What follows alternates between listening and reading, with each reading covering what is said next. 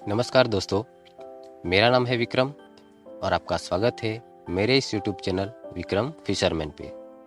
अगर आप चैनल पे नए हो तो चैनल को सब्सक्राइब जरूर कर लीजिए और साथ ही बेल नोटिफिकेशन को भी ऑन कर दीजिए, क्योंकि फिश फार्मिंग से रिलेटेड सभी तरह की इन्फॉर्मेशन मैं इस चैनल पे शेयर करता रहता हूँ।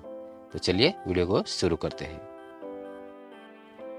दोस्तों, आज मैं आपको इस वीडियो में मगुर मछली पालन की संपूर्ण जानकारी, जैसे कि मगुर मछली के पालन के लिए तालाब कैसा होना चाहिए, मगुर के बच्चे तालाब में छोड़ते समय क्या सावधानी रखनी चाहिए, मगुर के बच्चे को खाने में क्या देना है, खाना कितनी मात्रा में देना है, खाना दिन में कितनी बार देना है, मगुर मछली में कौन सी बीमारी लगती है, मगुर मछली में बीमारी लगने पर कौन सी दवाई यूज़ करनी चाहिए, ये सारी इन्फॉर्मेशन मैं आपको इस वीडियो में देने वाला हूँ।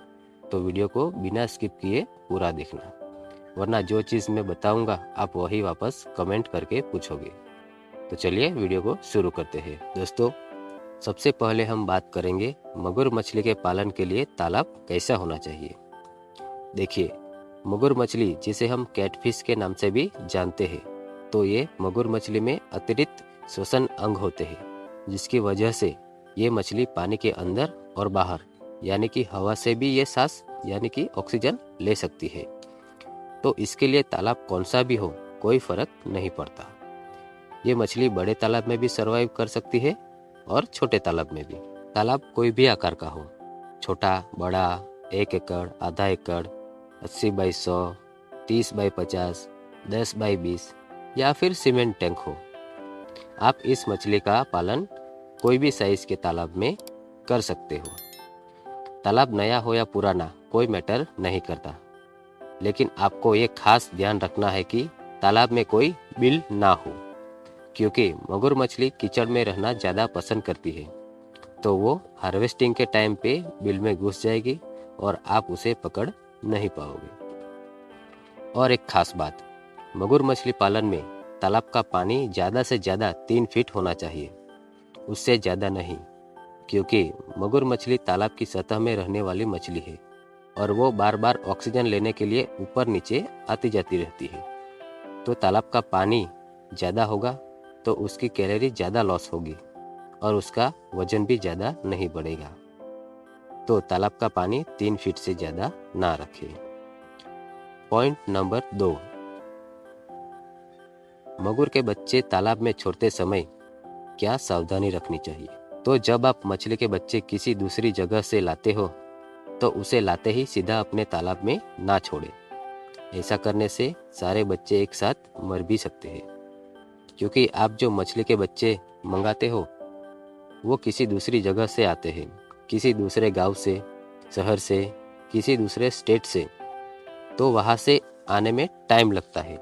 ऐसे में जिस पॉलीथीन में मछली के बच्चे भर के आते हैं, उस पॉलीथीन के पानी का टेम्परेचर चेंज हो जाता है आपके पास आते आते, और आपके तालाब के पानी का टेम्परेचर भी अलग होता है।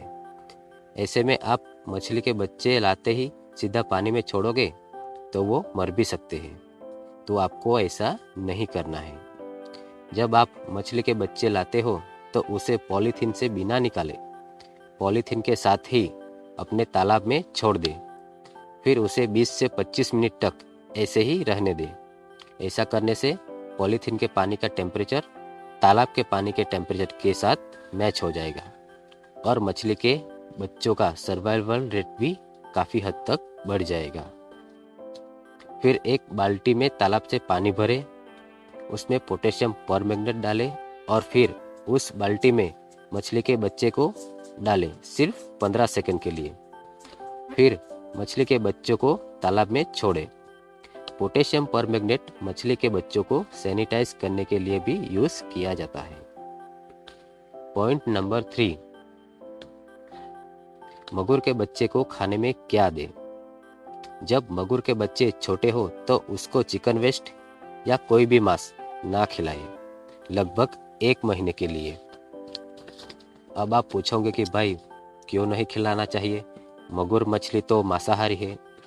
जी हाँ, मगुर मांसाहारी है, लेकिन मैं आपको रिकमेंड करूंगा कि आप मगुर के बच्चे को 1 महीने तक कोई भी मांस या चिकन वेस्ट ना खिलाए, क्योंकि मगुर के बच्चे उसे खाएंगे तो सही, लेकिन वो खाना जल्दी डाइजेस्ट नहीं कर पाएंगे और ऐसे में मछली के बच्चों का पेट फूल जाएगा और उसे तरह तरह की बीमारी लगने का खतरा भी बढ़ जाएगा। इसलिए मगुर के बच्चों को 1 महीने तक ज़्यादा हेवी खाना ना दे, उसे वैसा ही खाना दे जैसा वो आसानी से डाइजेस्ट कर सके और तेज़ी से उसका ग्रोथ हो सके। मगुर के बच्चों को आप कंपनी का दाना भी खिला सकते हो या फिर होममेड फीड जैसे कि सरसों की खली, मूंगफली की खली, उसका आटा बनाकर उसमें राइस का आटा, राइस ब्रान, गेहूं का आटा, ये सब मिक्स करके उसमें अंडा मिक्स कर दीजिए और फिर मछली को खिलाइए, उससे भी ग्रोथ जल्दी बढ़ता है। पॉइंट नंबर 4, मगुर मछली को खाना कितनी मात्रा में देना है। जब मगुर मछली 1 से 200 ग्राम के अंदर होगी तो मछली के बॉडी वेट के हिसाब से 5% खाना दें। यानी कि अगर मछली 100 ग्राम की है मान लो, तो 100 ग्राम का 5% कैलकुलेट कर दो तो 5 ग्राम होगा।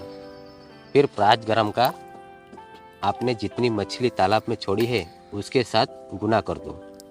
चलो एक एग्जांपल देता हूँ आपको।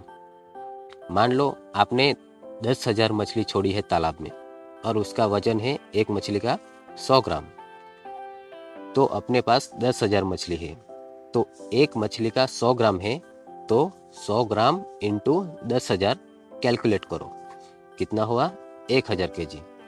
अब सारी मछली का वजन हुआ 1,000 केजी, तो 1,000 केजी का 5% कैलकुलेट करो, कितना आया 50 किलो। तो ये 50 किलो में से 2 बार खाना देना है, सुबह 25 किलो और शाम को 25 किलो। ये तो एक एग्जाम्पल था।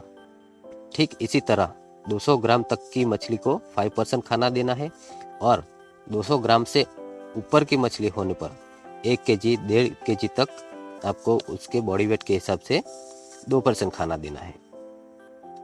पॉइंट नंबर 5, मगुर मछली को खाना दिन में कितनी बार देना है। दोस्तों, मगुर मछली को आप दिन में 2 बार या 3 बार भी खाना दे सकते हो, लेकिन मैं आपको रिकमेंड करूंगा कि आप सिर्फ 2 टाइम ही खाना दो, एक सुबह और दूसरा शाम को, क्योंकि आप 3 टाइम खाना दोगे तो वो ज़्यादा खाना खा नहीं पाएगी और खाना वेस्ट होगा और उससे आपका तालाब का पानी भी गंदा होगा। मछली को खाना उतना ही खिलाओ जितना वो हजम कर सके। पॉइंट नंबर 6, मगुर मछली में कौन सी बीमारी लगती है। वैसे तो मगुर मछली में कई सारी छोटी छोटी बीमारी लगती है, जैसे कि मछली के स्किन के ऊपर लाल, उजला, नीला, काला घाव होना, पंख एवं पूंछ का सड़ जाना या टूट जाना, शरीर के ऊपर अत्यधिक म्यूकस यानी कि लसीला पदार्थ का स्राव होना। लेकिन एक ऐसी बीमारी है जो मगुर मछली में खास पाई जाती है, वो इन सबसे ज़्यादा खतरनाक और तेजी से फैलने वाली बीमारी है। इस बीमारी को फंगल इन्फेक्शन नाम से जाना जाता है। पॉइंट नंबर 7, मगुर मछली में बीमारी लगने पर कौन सी दवाई यूज करनी चाहिए। देखिए दोस्तों, आज के समय में आपको मार्केट से हजारों प्रोडक्ट मछली की दवाई के मिल जाएंगे, सस्ता, महंगा, एक पैक फ्री वाला, बहुत सारी दवाई आपको आसानी से मिल जाएगी। लेकिन जो मेरा अनुभव है, जो मैंने अपने तालाब में दवाई यूज़ की है और मैं वो दवाई आगे भी यूज़ करूँगा, जिस पर मुझे पूरा भरोसा है कि ये दवाई मछली में लगी बीमारी को ठीक कर सकती है। ये दवाई ना तो ज़्यादा महंगी है और ना ही इसकी ज़्यादा शॉर्टेज है, और इस दवाई को लगभग देश के 80% फिश फार्मर अपने तालाब में यूज़ कर रहे हैं। जी हाँ दोस्तों, मैं बात कर रहा हूँ चूना और पोटेशियम परमैंगनेट, जिसे लाल दवाई के नाम से भी जाना जाता है। ये दोनों लगभग सभी चीज़ों में कारगर है, जैसे कि मछली में लगी सभी तरह की बीमारी को ये ठीक करता है, आपके तालाब के पानी को भी ये सैनिटाइज करता है और पानी का पीएच लेवल भी मेंटेन रखता है। तो ये थी दोस्तों मगुर मछली पालन से संबंधित कुछ खास जानकारी। आई होप कि आप अच्छे से समझ गए होंगे, तो आप भी इसको फॉलो कर सकते हैं और मछली पालन कर सकते हैं। दोस्तों, आपको अगर फिश फार्मिंग से रिलेटेड कुछ पूछना है तो आप कमेंट कर सकते हो, मैं रिप्लाई जरूर करूँगा। और ऐसे ही फिश फार्मिंग से रिलेटेड और भी जानकारी आप जानना चाहते हो तो आप हमारे चैनल को सब्सक्राइब भी कर सकते हो। धन्यवाद।